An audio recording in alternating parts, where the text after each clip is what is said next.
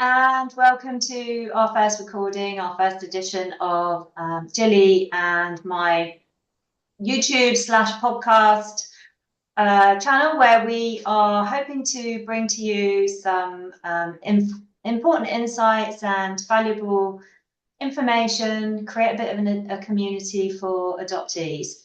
My name's Lara. I'm an adoptee, a psychotherapist, and in my research, I looked into well-being in adults who were adopted as children, and it was very insightful and cathartic process. It was quite an emotional process for me for many, many reasons, obviously personal reasons. But what it did was it gave me a huge understanding into the many and multiple struggles of adoptees. And I've been working with Jilly now for a couple of years. And so we thought it would be a great idea to put out this YouTube channel to try and, yeah, as I said, create a community, have informal conversations, and offer you important resources and insights into the many varied struggles of adoptees. I am thinking that all of our experiences, times that we've run retreats and had other adoptees with us, and my own personal work as a psychotherapist and my insights, and I know that Jilly feels the same, is really, really quite valuable from that perspective. So I'm just going to hand over to Jilly now, and she's going to do the same, introduce herself. So, hello. Thank you for stopping by, everybody that's come to see us. Hello, hello. So my name's Jilly Bruce, and I'm Lara's partner in Adoptees in Alliance. And similarly, I'm also an adopted adult. I'm an integrative psychotherapist. And I also did research into the lifelong impacts of adoption, because when you're training, you have to do a research project. So, of course, I was going to research adoption. And I wanted to understand if other adopted adults felt like I did. And I wanted to ask them some specific questions. So I did. And I got 45 people who replied, and it was juicy. We got all manner of, replies. It was really good. So I'm going to tell you a little bit more about that later. What else about us? So Lara and I run these retreats together. And that's where actually adoptees come together. And wow, is there a lovely connection in the room? Because, nobody gets adoptees like adoptees. So we create these lovely little family feelings that go on. So I'm going to just kick off, and I'm just going to kind of chat about what I looked at when I was doing my research. One of the things you have to do is look at what's out there already. So you have to go and have a nosy around and find, is there any research? Well, there's tons about adoption, but most of it is about families and how the families get on. Lots of it is about how the adopting parents cope. What's it like when the adoptee first comes along? But I found very little about the lifelong impacts of adoption, very little. One study, actually, that kind of stood out. And this was by two psychotherapists, in 1982. And this was by Silverstein and Kaplan. If you want to Google this and get more, there's tons on this online. So it's Silverstein and Kaplan, 1982, and it was called The 7 Lifelong Impacts of Adoption. And I thought, all right, this sounds like what I'm going to find out. And it was really interesting, actually, because they talked about the 7 things were, first of all, grief. So you think, yeah, of course. Of course there would be grief, because what we now know, which we didn't know then, was that actually even in utero, baby knows who mum is. Yeah. Mother and baby as one, isn't Yeah. it? I've never had a child, Lara has. So it's kind of that, we're one here. This is not 2 separate human beings. This is one entity. So to lose our birth mother, is a grief. But of course, this is pre-verbal. So we haven't got the words. If we lose somebody now, and we have a grief now, there's words, isn't there? We can explain it, we can use the language. But when we're tiny, we don't have that language. So whatever age we were adopted, if we were pre-verbal, that grief never got to be expressed in words. it got to be expressed other ways. Maybe we withdrew, maybe we went quiet, maybe we were crying and our parents didn't know what was wrong, but that's what it was, you know. And this business of a grief occurs to me that actually, you know, being adopted is like your mother's died. Because if I'm tiny, I don't know the difference between, hang on a minute, one minute my mum's here, the next minute she's not, she's gone. So it's the same as if, you know, baby's mum's died. It's a bereavement because she's gone. Poof. And how does the infant know the difference between mum being dead and mum just stepping aside or having to, you know, go elsewhere? So the grief and loss thing I really got, and the loss part of that. So that the first one was grief, but the second thing was this piece about this loss and this sense of loss, that kind of where is she, where's she gone, that would have a different flavour about it. You know, so whereas the grief would be kind of the sadness, loss is a bit different because that leaves us with a bit of panic, doesn't it? You know, it's a bit more of a kind of anxiety thing. You know, oh, where's she gone? Oh, who's going to look after me now? There'll be more anxiety about loss, or maybe they're interchangeable. But grief and loss kind of a bit different. I was like, yeah, I really get that. You know, and when I look at photographs of me when I was in the cot, you know, and I look like a frozen child. I look like a frozen baby. I'm like that, you know, and kind of, yeah, you know, where's she? What on earth's going on with these people? You know, so that grief and loss were the first impacts, but adoptees finding that really hard to put into words. Maybe it's more of a sense. Maybe it's more of an underpinning flatness, sadness, a hole, a void. You know, I don't even have the words now, Yeah. you know, to talk about that because it wouldn't be like losing somebody now as an adult, would it? You know, it would be like when you're so tiny. Actually, yes, I'm joined with my mother. We are one, but she's my life support system as well. So real life threatening stuff, it's a loss, but at the same time, a life threatening event. So scary as well as grief and loss. There's terror here. Now what's going to happen to me? Hang on a minute. You know, so lots of that. And I really related to that. So the next one, number 3 was, let me just check yeah, about identity. So lots of adoptees reporting, I've no idea who I am. Who am I? I don't know. Because there isn't that foundation or that piece behind you with the family story. You know, there's that whole genetic heritage lost. You know, so there's this piece about who am I? I don't know. You know, because actually I can't see anybody that looks like me. Nobody around here sounds like me. In fact, everybody's body works differently. People's sense of smell is different. Their sense of taste is different. Favorite foods are different. You know, so all that sensory stuff that's often very genetic, isn't it? Oh, yeah, you know, your mum always liked that. You know, we don't have that. So that identity piece is really missing because we know we kind of don't belong to these new people and we've lost the people that we did belong to. So that sense of identity being just gone. And I still, because I work with adopted clients, and I still get clients now coming on saying, I'm 65, I don't know who I am, you know. Yeah. And then, of course, there's adapting we do as well. So identity was a big piece. The fourth lifelong impact was about rejection and about having this kind of a vigilance or filtering for rejection through our interactions, you know, and I really got that one. So because we're so vigilant around rejection, you know, actually just stuff that's every day, like maybe somebody gives you some feedback at work, you know, actually that didn't work so well. You know, there's a sense of panic about that. Or if anybody's a bit critical, you know, you know, it feels it can't be just taken like that logically. There's an emotional response to anything that's delivered really logically.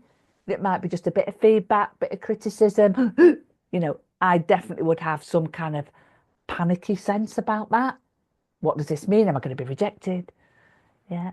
So I think there's that underpinning filter, does this mean I'm going to be rejected? It's like we're looking through eyes of, rejection as a lens that we're kind of looking through. So that one kind of related for me as well. That big, identity. Who am I? So that was number 4. So I'm just checking my notes here so I don't miss anything. The next one, number 5, was guilt and or shame.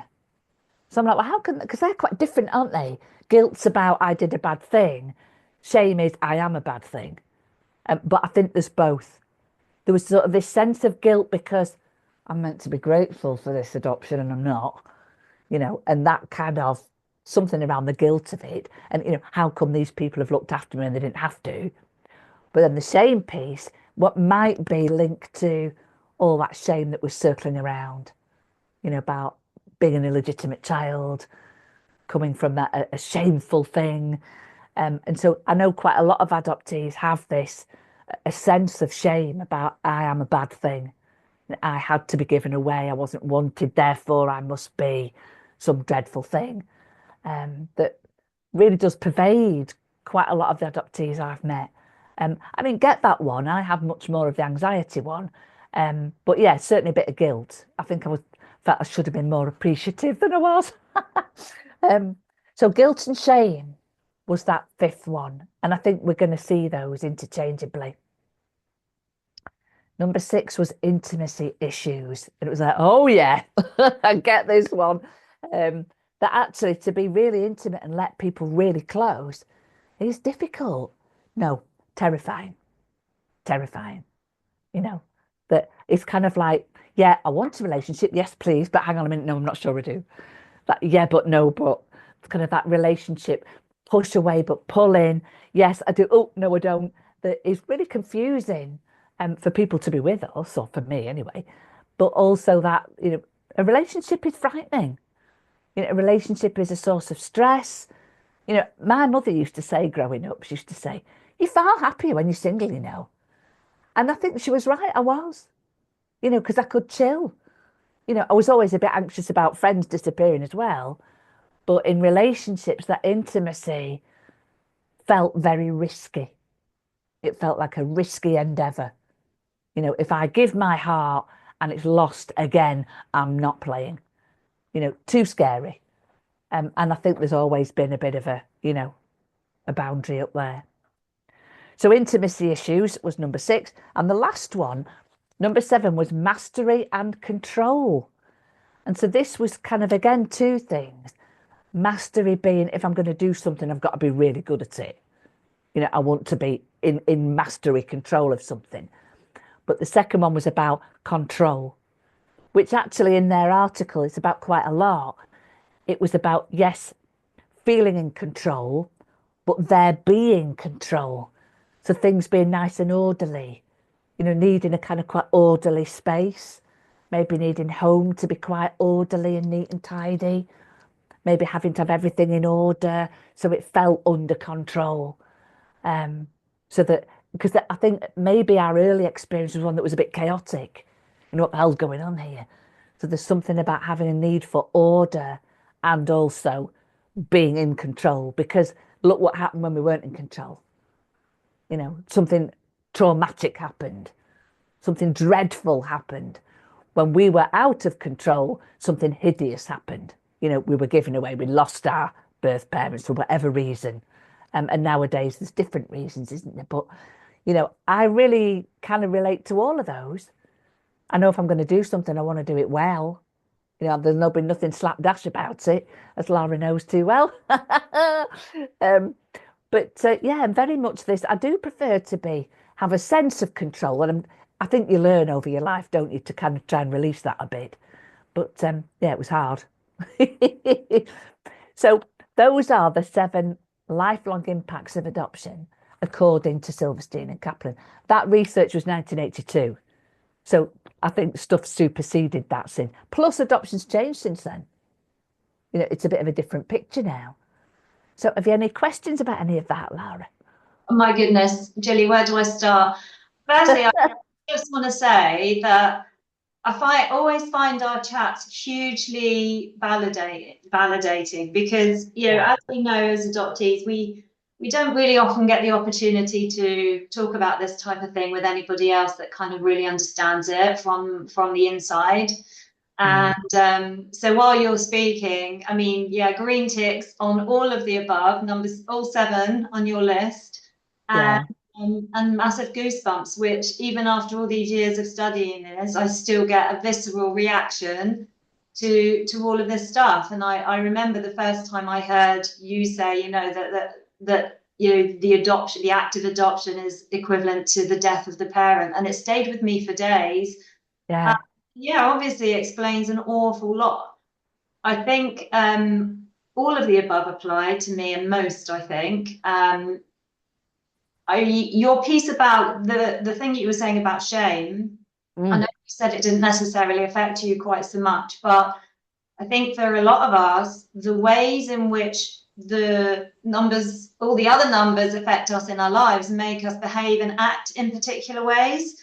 Ah, And all of yeah, that, some of those things are not necessarily palatable to our families. And so those layers of shame are really kind of yeah, layered on, aren't they? So you've got that deep makes shame sense. about the original thing, and then you've got further shame because your responses to the situation are not really well understood, and they're sort of viewed in isolation of the act of adoption. And I think that's a really tough place to be, and that's a really tough life to have to grow up in a way where you feel like you're somehow broken or flawed, and this shame Yeah. goes with that. But yeah, certainly all of the above. I mean, in terms of questions, I know, and I'll come on to my research in a sec, but I know my research elicited a lot of responses in me. Well, how was it for you, Julie? Well, do you know, it was a funny one. I read it and and it through my head, like through your sort of thinking brain. I just went, yeah, yeah, yeah, yeah, yeah. And then didn't let it land, for a kind of couple of days. And then went, oh my God, yeah. Because I just sort of didn't let the emotion of it in. Yeah, And because I was doing this research, I was just sort of typing it up and yeah, yeah, yeah. But then a few days later, it did land. I was like, oh, yeah. yeah. Well, my research started in 2021 and it spanned months because it was my master's research dissertation. So it kind of went on. It went on for months and months, and I was being triggered constantly throughout the research. Ultimately, it was good. Ultimately, it gave me a greater understanding, and I think for all of us, it's the validation, which is the main piece. I mean, I know that for you, and certainly for me, there was nobody around me that knew, got it, or whatever. And nowadays, there's a lot more resources, such as ourselves. Yes. And certainly when I was a baby, my parents didn't really have access to that kind of information. On top of which, mine was a private adoption, so they have no information. I think nowadays there's, certain bits of information that should be given to a prospective adopting parents anyway. Hopefully they are getting that information. But yeah, I Yeah. think the view that this baby is just, as I like to call the vanilla baby, that it's just a blank slate, and the Yeah. blank slate theory, as we now know, is absolute rot. And Yes. parents need to know what they are not, yeah, maybe letting themselves in for would be a good way to put it, but also all Yeah. the struggles. So when I talk about my research next time, I'll talk about the 6 points that I extrapolated from my research, which would be, in an ideal world, the tick boxes for anybody looking to adopt. But largely, I had really struggled with well-being, or let's call it happiness, Yeah. throughout Yeah. my life. And I'd struggled with relationships, every relationship type, really, friendships, personal relationships, family relationships. And I know my family wouldn't mind me saying that. We've talked about it openly now, and Yeah. actually in a pretty good place, very good place actually. But I only attribute that to being able to having spoken about it. And actually that came out of my research, because it brought Right. everything up so much to the surface that I felt like I had to get it out of me, and that involved for me talking to them. But it was Wow. Was that scary? absolutely terrifying. But I think at that point I knew I had nothing to lose. Like, Yeah. everything felt so desperate. I felt so Yes. desperate at that point. It also coincided with finding out who my biological father was and realizing he had died. So it was like a perfect storm for me. I'd been searching for him for 30 years, 30 years. And that coincided with my research. And so for me inside, everything was just kind of exploding. And so it just kind of brought everything to a head. But so that's the backdrop. I wanted to explore well-being in adults who are adopted because I knew I didn't have it. I hadn't had it. And I was, like we do, we question ourselves. And I was always questioning, is this just me? Or like, is this a thing? Like, I needed to find out more. And like you, when I started to do my research, I was really upset and saddened by the fact that there was so little existing research into adults and how they had fared. There was loads around children and how to integrate the children into the family and, like you say, support for the parents and the families. But there was so little for us adults. And as we know, adoption's lifelong, isn't it? It affects you forever, like your research proved. And so to find that there was very little in that, it was really saddening. And that affected me, actually, quite. But mine was a literature review, so basically I just scoured the libraries, the online libraries for research papers that had been done. And what I did manage to cobble together was a lot of information around separation, the traumas that causes, how the loss of the parent affects the well-being of the child, and how those sort of impacts of not just that, but then also the type of parent attachment style, not necessarily an adopted parent, but I go into that a little bit more. But even in biological families, the attachment style of the mother, both, but more specifically the mother, can affect how the child responds. So if you add adoption into that, and then you're looking at a parent that has their own attachment issues with an adopted child who has a really specific set of needs, those aren't getting met. So it was quite I'll say triggering in a lot of places. But obviously distressing. But I think it's just important, isn't it, to understand these things. So there was a lot that pointed to adoptees representing a higher proportion of a population that had addiction issues, risky behaviours, all sorts of things around relationships, obviously issues around attachment and how that plays out. And that feeds directly into yours, doesn't it? Because you talk about all of these issues, the lifelong consequences, and my research looked more directly at how that has affected people in their adult lives and how they then go on to deal with that, which I suppose links back to the shame piece, doesn't it? Of with addiction, which is really prevalent, there's shame attached to that, isn't there? Because you feel like, why am I being like this? Why am I behaving like this? Why are these feelings so big? So it was very eye-opening. It was, in the end, cathartic. And I think it just, like we know, just gives me and you and everyone else who's prepared to sit and listen a really deep understanding of the struggles that adoptees have. And I think that has helped me to support people in my own private practice, and both of us when we do the group retreats and the meetups and things like that. And it's a really special space to be in a group with other adoptees, but it's quite confronting, isn't it? As we know, you talked briefly about adapting, and that's, we did a presentation. I think I did a presentation once calling the adoptee the adaptee, because that was brilliant. We have to adapt, and we do adapt, and we don't even know consciously why we're doing it. We just know that we have to do it for survival. And it's a survival instinct, isn't it? So out of that research, I got 6 points, which we'll talk about next time. But that was my research. And I think my hope and dream, and another reason why I think we're doing all of this, is that one of these days it will be standard knowledge, like the lay person will know that being Yes. adopted means that that individual has had particular struggles. And I think, this fantasy about it's all brilliant and, kind of like it's all like a fairy tale. I just, and I think there are a lot of situations where it has to happen. Of course, we both understand that adoption does have to happen, Yeah. will do for a very, very long time to come, if not for always.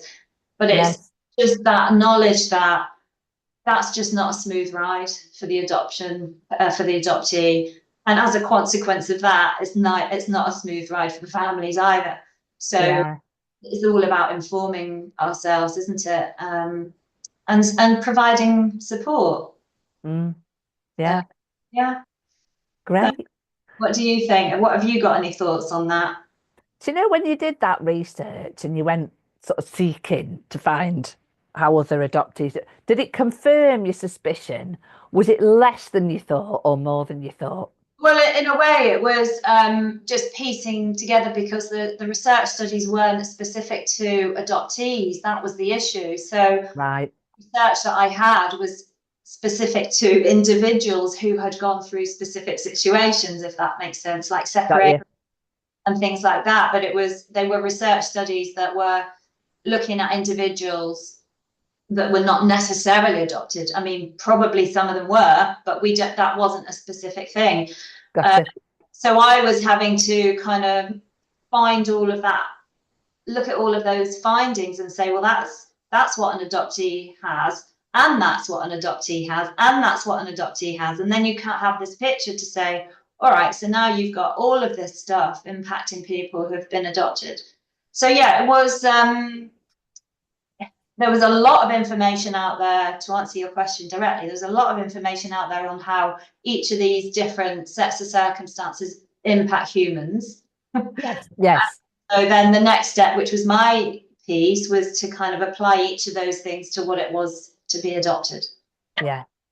Funny, I was reading an article actually in the therapy journal Yeah, we get here in the UK. yeah, And there's a piece by a gentleman, and he talked about family estrangement, yeah, about people who, for some, and he was talking about biological family, but yeah, folks who were, for some reason or other, apart from their families, they were estranged.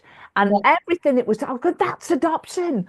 yes, All the things he was talking about is yeah, being apart from. And I thought, wow, so I've contacted this chap. So I've asked him, maybe he'll come and talk to us one of these episodes. that'd be Because great. because his Yeah, piece was really interesting, and he agreed actually because I emailed him and he said, "Yeah, that's adoption as well." So yeah. what else did I want to ask you about that? So do you think that our experience is consistently worse than average? Um, Worse than the average. That's that well-being piece. Yeah, And of course, there's umpteen causes of not that's having it. well-being, No, isn't there? that, There's yeah, no, loads of you might not be adopted, but you might have had all sorts of other awful things happen to you. yes. Um, But I get the I think feeling that we're in that pot. Do Well, you? I think the difference is that other humans, other people, Mm, have a specific incident or event that affects them, and then they have to take that through their lives. But with adoptees, we've got all of those things from the get-go, yeah, and yet nobody knows about it. yeah. And we're meant to be grateful for it. Yeah. Yay. Makes sense. So yeah, I think, if you're an individual who's suffered huge losses in your life, then of course your well-being or happiness is going to be low, isn't it? Yes. But if you talk about from the start, then as a broad statement, then yes, I would say that most adoptees struggle with their well-being right from the beginning. They Yeah. just don't know that yet. And Yes. they just know that they feel crappy, or how they feel a particular kind of way, but they haven't the words for it, like you said, and they don't understand it as I didn't. My Yes. teenage years were absolutely brutal. It was Mm. painful, Now, difficult, and depression and thoughts of suicide and all sorts. And I didn't really at that time feel like I had enough of a justification to feel like that. So Yeah. there are a few books that I read which were eye-opening and really changed the course of my adult life. It was that understanding. I always talk about, these books. Everyone's heard of The Primal Wound, but for me, that was the first book where I read some words and thought, my God, I'm not broken. This Yes. is why. This is Yes. I feel like or have felt like that. So Yes. that was for me the launch pad to being able to feel better for sure. Yeah. Cool. Yeah, Yeah, yeah. I'm with you on that. I think that I read a friend had pressed upon me this book by Jeanette Winterson, and who's adopted. And her first book was called Oranges Are Not the Only Fruit, I think. Yeah. But this second book was called Why Be Happy When You Could Be Normal? And it Yeah. was the follow-up to the first book where she'd kind of it was funny, and she hadn't made light of adoption so much, but she'd not focused on all the really bad things that happened to her. But in the Yeah. second book, she did. And my friend had got me this book and said, take this on holiday. I think you should read this. So I'm away with my poor friend, and I just spent the whole week in tears Yeah. because there were the words, just as you say, Yeah. there were the words, and, And it's me. It's me on the pages. yeah, Yeah. and was overwhelmed. Yeah. And that was when I thought, oh, it's this. And I Oh, know what, just to say, because when I had to do my research, you have to cite mainly research papers, and you're allowed to cite a few books. I mean, it's a plethora of books about it. yes, People have written their story. There's memoirs left, right, and centre. yes, yes, Primal Wound, she was a psychotherapist or a therapist, and her daughter was adopted, and she was talking about it from that aspect. uh-huh, Loads of books because people want to tell their story, but there was such a lack of research, formal research. yes, Yeah, but I know that's changing because I've had a mm, lot of people contact me saying that they're yes, no, doing it, yeah, for yeah, their, for their dissertations or for their, mm, so fingers crossed there'll be more formal, there'll be yeah. out there that are available. And I think Adoption England are on it a bit as well. Yeah, The University of East Anglia, they're doing a lot of proper research on it now. yeah, yeah. I Uh, think people are talking about it now, which is yeah. brilliant, isn't it? But I know with a lot of my clients, when they first come, Yeah, I always leave them with this thought and I go, so don't worry, you're not weird. yeah. Um, You're quite normal, really. yeah, Normal is you're typical as an adoptee. Let's put yeah. it that way. I always use that Gabor Mate line when he says, this is a normal response to an abnormal situation. So, Thank you, Gabor Mate, for that. absolutely. Ka-ching. Yeah. Yeah, So I think we're kind of nearing the end there, aren't we, for this yeah, one? yeah. So Yeah. next time, then, I think you're going to talk about your research in more depth in these Yeah, 6 I'm going to points. go into a Yeah. little bit more detail about what I kind of managed to pull out of all of my research in terms of a framework that in an ideal world would be able to be met. I mean, unlikely to actually happen given that some of these things require sort of deep insight into attachment styles and things like that. Some of the Yeah. items in an ideal world, what are the 6 points that would lead to higher levels of well-being in a person who was adopted as a child or baby? Brilliant. Yeah, Yeah. and it's not. I mean, this is just to point out one thing I did want to say. It's not just those children who have gone through the care system. This applies to babies that have been adopted almost at birth, and I think there's a lot of misunderstanding around that. Oh, The sort of the blank slate theory. yes. I think most people would expect that if you've gone through a foster care system and things like that, there's a degree of trauma attached to that. Mm. Not everyone really appreciates that you don't have to have gone through that. You could be adopted from birth and still bringing Oh, in. yeah. Yeah, because I was. I know that, and you know that, and most of us. Yeah. There's still a kind of a bit of a misunderstanding around that, which Mm. is important to understand as well. Yeah, yeah. And I was reading about the blank slate theory the other day because I'm Yeah. writing a piece for some training. And when that was proposed, it was something like the 1750s. As with everything in Honestly, this country, it's honestly, hundreds out of date. hundreds of years. This guy, this philosopher, just made it up himself. Well, no research, Yeah. So Yeah. this blank slate theory was like, All you've got to do is look at nature, haven't you? And yeah, hello, as we can always say, if a puppy can recognise who his own mother is, yeah, so can a yeah, human. exactly. So we're Yes. going to talk about that, and then next time I'll talk a bit more about my research that I did personally with my 45 folk who responded. And Yeah. then we think we're going to talk about reunion after that, aren't we? Yes. That sounds Yeah. great. Um, Lots about reunion that both people of us. might want to hear about. Yeah. Brilliant. A lot there. So there's tons to talk about, isn't there? Thank you for watching. We hope you Yes. like and subscribe and come back to watch us again in the future. We hope to. It won't be super regular. I mean, it'll be regular, but it won't be super frequent. But yeah, Julie and I are going to do our best to put out these episodes reasonably regularly, aren't we, Julie? So We are indeed. Yes. thank you very much. Take And care out there, folks. bye. Bye. Bye. Bye.